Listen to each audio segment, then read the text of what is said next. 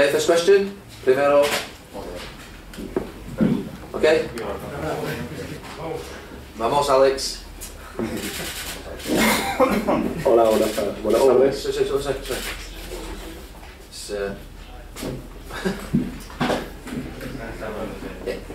Yeah, okay, perfect talking. Gracias. Hola, buenas tardes, mister. ¿Tiene algún plan para poder dar descansos a Dani Parejo, teniendo en cuenta que Javi se ha lesionado, Enzo está lesionado y André aún no puede jugar? ¿Hay algún plan global para gestionar los esfuerzos de Parejo? I think that's my problem. I accept that Danny's played a lot of football, but what I cannot unfortunately control is injuries to players. We lost Enzo during the game against Real Sociedad, and obviously Javi Fuego has had a slight problem this last couple of days. So Andre obviously is back in training again now. So I think my options obviously are less than they were before Real Sociedad. But in terms of a plan, in football, my belief is that you can plan all you like. You can plan and say, oh, this is the perfect situation, but the perfect situation doesn't exist because players get injured, things happen, and then you have to adapt. And so the best laid plans can change. And from my point of view, the way Danny plays the game, he's very intelligent. He's very, he's wise on the ball, he's wise with his movements. And if we have to use him tomorrow night, which I've not decided yet, then it won't be a problem for him.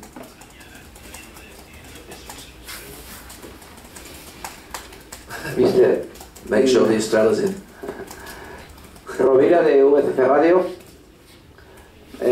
Es un buen partido el de mañana, a pesar del 4-0, una buena reta que se lleva de Granada, pero después de la derrota en Anoeta, para recuperar las buenas sensaciones, para afrontar el partido con seriedad y para que el equipo evidentemente continúe dando la cara, ¿no? Yeah, I completely understand the disappointment from the weekend. I understand that you saw the game as I saw the game, but we move on very quickly to the next game. That's the nature of how we are at the moment.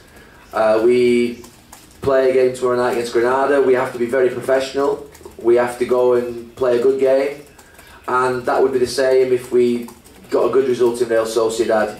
I think it's very important that we bounce back quickly. It was a setback at the weekend, and from my point of view, it was good on Monday. We had a break yesterday. We come back this morning. We trained well, and what I'm hoping for is consistency.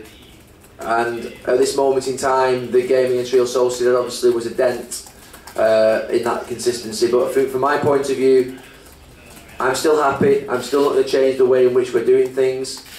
And ultimately, I understand we have a job to do tomorrow night. We have a good lead in the game, but this is not a time to be complacent. How can we be? It's a time to be professional. It's a time to put in a very good performance, to show ourselves, the fans, that we can respond to disappointments. And I think we have to respond, obviously, to last Sunday's defeat.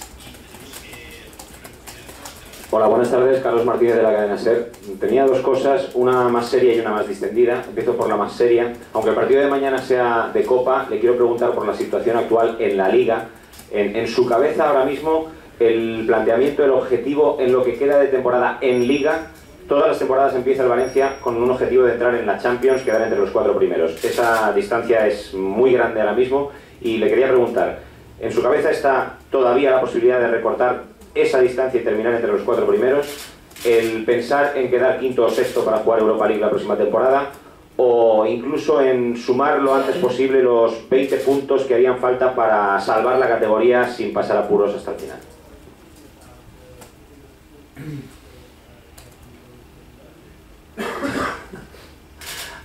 Sorry, you said 2 questions. I only got 1 question. La segunda la hago después. Oh, the second. Okay. My goal at the moment is to focus on consistency from match to match. And I agree with you. I came in here 3 weeks ago, and I spoke to you about what Valencia Football Club's aspirations and expectations should be. I don't shy away from those expectations. The La Liga matches in the last few weeks, we've not achieved the results that we wanted to. And I accept that we have to win games and start winning games quickly. In terms of setting goals, I think it's always very dangerous. I think at the moment we have to set a goal of consistency in performance and consistency in results. And obviously, I can see that before the game against Real Sociedad, the feeling publicly was that things were moving in the right direction. When you have a defeat against Real Sociedad, people say, okay, maybe it's not moving in the right direction. Because football nowadays is about an opinion that changes from Friday to Monday. And you know that, I know that, and I'm not shying away from that. But I'm not setting goals, I'm setting goals of making sure that we perform well in the next matches, that we're ready for tomorrow evening against Granada, which is an important game for us, and we are ready for Sunday in the early kick-off against Real Vallecano, which is obviously a very important match for us. Y luego la segunda, que le he dicho más distendida, está Diario de Mestalla, está traduciendo su autobiografía, que no ha salido editada aquí en España, pero un compañero lo está haciendo. Y como curiosidades de lo que yo he podido leer de esa traducción, habla de su etapa como futbolista, que era muy maniático, que se acostaba siempre a la misma hora, que para las concentraciones llevaba creo que el mismo bol y la misma cuchara para comer, que salía siempre en el mismo sitio, en la fila, cuando saltaban al terreno de juego. Le quería preguntar si sigue siendo tan maniático como era de jugador ahora como entrenador, y si incluso les prohíbe a los jugadores hacer partidas de cartas con apuestas, porque dice que para usted eran un cáncer en el vestuario las apuestas.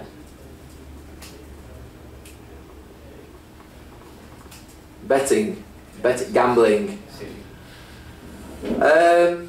I've not seen any gambling or betting with the players in the dressing room since I came here, so I don't sense it's a problem. I think I don't know what the first part of your question was. It was to do with our superstition. No, I was like this during my career, but then a coach, a very wise coach, explained to me at the age of 31, surely all the work that you've put in from the age of 7 counts for more than what colour of underpants you wear. And that ultimately the preparation is more important, and your focus and your professionalism and your talent, rather than the fact that you wear a certain pair of pants or a certain pair of shoes or socks. So I actually, towards the end of my career, stopped a little bit the superstitions, and certainly now I don't have any superstitions here. I'm more relaxed. You know, when I was younger, it's like anything. You repeat a routine that you like, that works for you. So I always warm up in the same place. I always sit on the same seat on the coach. I always wear the same type of trousers or shoes or trainers, and these are the type of things that I did during my career. But no, not at the moment. Mister, aquí detrás, Víctor Lluc de Onda Cero. Estuvo el lunes una hora reunido con sus jugadores en el vestuario, fue el lunes, ¿no? Sí, después del partido contra la Real, analizando las jugadas para corregir errores. Le pregunto por la sensación con la que terminó esa reunión. ¿Fue una sensación positiva después de esa reunión con los jugadores? No, I've had a meeting with, normally in the perfect world, you would play on a Saturday or a Sunday, and then you would do a post-match review on the Monday. You would probably have a day off on the Tuesday, and then you would start to prepare for the next game. That's how the perfect world would be. So you'd play, you'd train, play, review, and then you would obviously then move on to the next match. At the moment, because we have a game every 3 days, it's impossible to review fully every match and every aspect of the match, because you're almost resting and preparing for the next match straight away. So I think that because what we've been doing is, and you know, I'm glad that you don't find out about everything that we do, that after every match we try to have small meetings with the centre-backs, with the central midfield players, with the centre-forwards, with the right wingers, with the full-backs, we've been doing this after every match, but small meetings, 5-6 players. On Monday, we did it with attackers and midfield players. It wasn't an hour-long meeting, I have to say. It was 20 minutes with the attackers and midfield players. It was 20 minutes with the defenders and goalkeepers. And this is just something that's very normal. We've done it after every match, but with different sections of the team. And the feeling, I think because we had a break yesterday, because I don't think we'll have a day off now for maybe 10 days, 2 weeks, 3 weeks, because hopefully we'll do well tomorrow evening. If we get a good result tomorrow evening and we're drawn in the next round of the Copa del Rey, then we won't have a break for about 3 weeks. So I think it was important, that it was always in the plan that yesterday was a break, and I thought it was important that we put the Real Sociedad game to bed on Monday, knowing that this morning we focus forwards.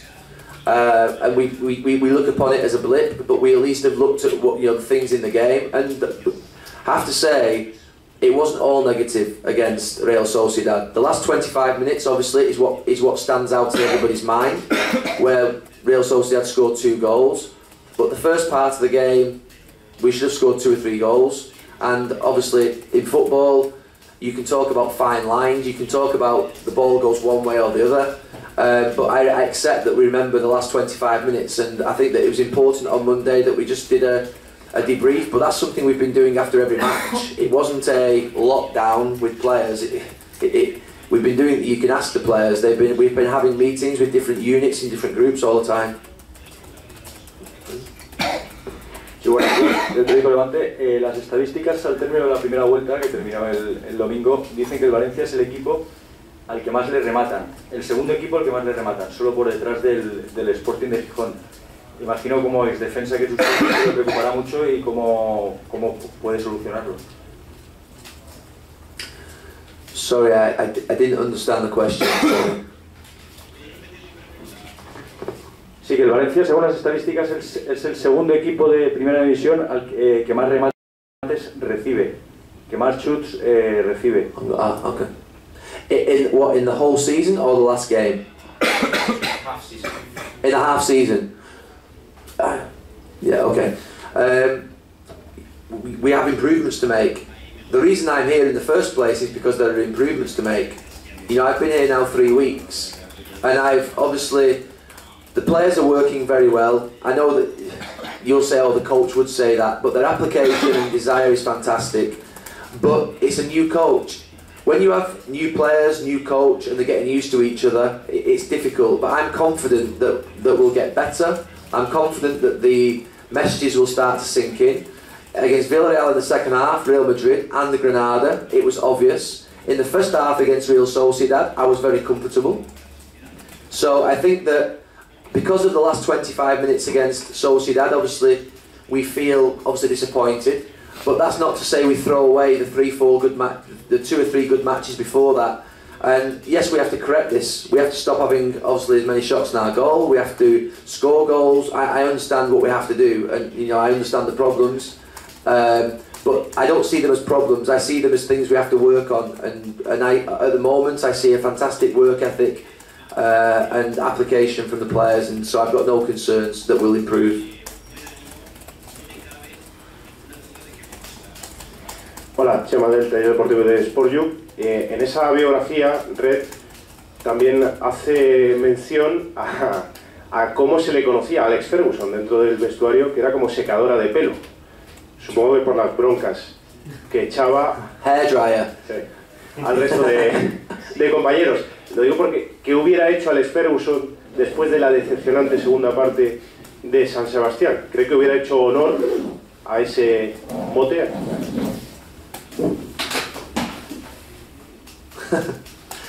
I don't know. There is this myth that Sir Alex Ferguson was angry after every bad performance. That wasn't the case. And it's impossible to be like this as a coach. He was a very excellent man manager. You know in your work that you'll all have bosses unless you are the boss yourself. And it's impossible to treat the same way every single time. There are lots of different tactics. I don't know how he would have reacted. But do you know something? the most important thing is that when I see disappointment in the players themselves, when I see honesty, and that's what I see in these players. I see honesty, I see genuineness. I see that they're, after the game, when it doesn't go well, that they live the disappointment like I do with the fans. We're representing a fantastic group of fans who are extremely disappointed after every defeat, and it's important that they know the coach and the team suffers with them. And I can assure you that after Real Sociedad on Sunday, that the players suffer with the fans, and we've got to try and make that good feeling come back straight away, because it's a feeling nobody wants. Aquí Dani Medalla, en directo para Radio Sport y Deportes con Julio Insa. Yo quería preguntarle por un futbolista que es Fran Villalba. Hoy hemos visto cómo lo ha probado en una de las probaturas para ese 11 contra el Granada. Quería preguntarle y serle muy directo. ¿Fran Villalba está preparado para ser titular? ¿Va a ser titular Fran Villalba contra el Granada? I didn't try him today in the lineup at all. He trained, as did 21 other players. We did some movements at the end of training where all 21 players were involved, and I haven't selected my team yet for tomorrow. In terms of, I've not made the players aware of the team. I know the team, but Fran is one of 19 players that will be travelling tomorrow. He's travelled in the squad last week against Granada and didn't come on, and I think it's very important that we show patience with this player. He's very young. He played for the Mestalla at the weekend, and you know, I think at this moment in time we have to be careful with him, because I think that obviously he's so young, and you've only seen him for 15-20 minutes. I think it's about time. You know, I think it's something that we need to be very cautious about, because the idea of building this player up is dangerous, I think. Hola, mister. Alberto Chile para Radio Marca. Me gustaría preguntarle por Diego Alves. Cada día se le ve mejor. Usted dijo en su día que no se iba a arriesgar con la vuelta de futbolistas que salían de lesión. ¿Para cuándo le ve para estar al 100%, para entrar en una lista de convocados? Y si tiene ya pensado cómo resolver un poquito esa situación que se daría en la portería con los tres disponibles.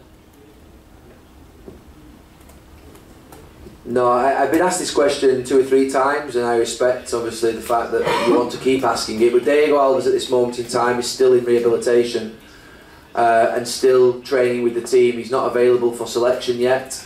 He still has some medical, he still has some work to do before he's available, and I think that we'll cross the bridge of selection when we come to it. I think I've said this is a nice problem to have. The idea of being able to have 3 goalkeepers and 2 players in each position is one that I welcome. This question will become relevant, I'm sure, in 2 weeks, but I think for now it's not relevant, because at the moment I only have two keepers available. Diego is still working very hard, preparing himself in recovery from his injury. Vamos a seguir ya, por favor, las 2 últimas preguntas. Buenos días, Juan Carlos de las Provincias. También sé que esta pregunta se la han hecho, pero hasta que no acabe el mercado de invierno se la tengo que volver a hacer. Usted se mantiene en su política de no fichajes, y me gustaría saber si esa política que usted mantiene viene condicionada por el interés de la propiedad. Es decir, ¿el máximo accionista no pretende hacer fichajes o sí que le gustaría hacer algún fichaje? Look, I think the owner has shown in the last 18 months is what's the word? His ability to want to provide signings for the club.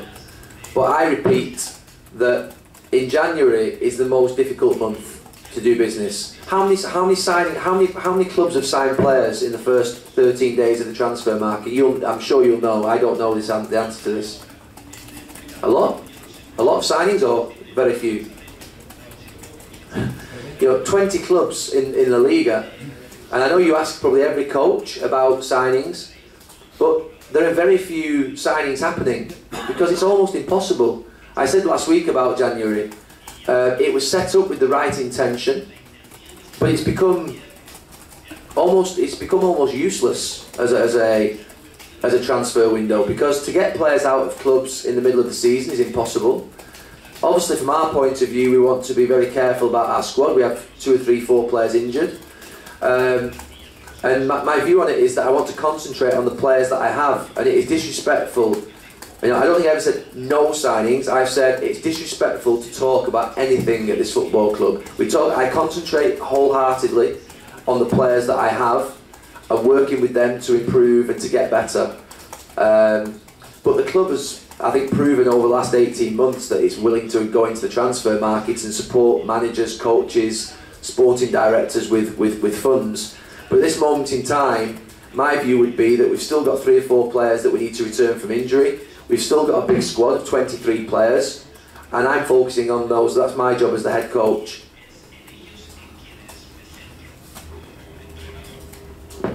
Si lo van a seleccionar hoy el diario AS, usted dijo en San Sebastián que quería ver el partido de nuevo para saber qué había pasado. Ha hablado de 25 minutos finales malos. ¿Qué pasaron en esos 25 minutos? ¿Qué hizo mal el equipo que no tiene que volver a hacer?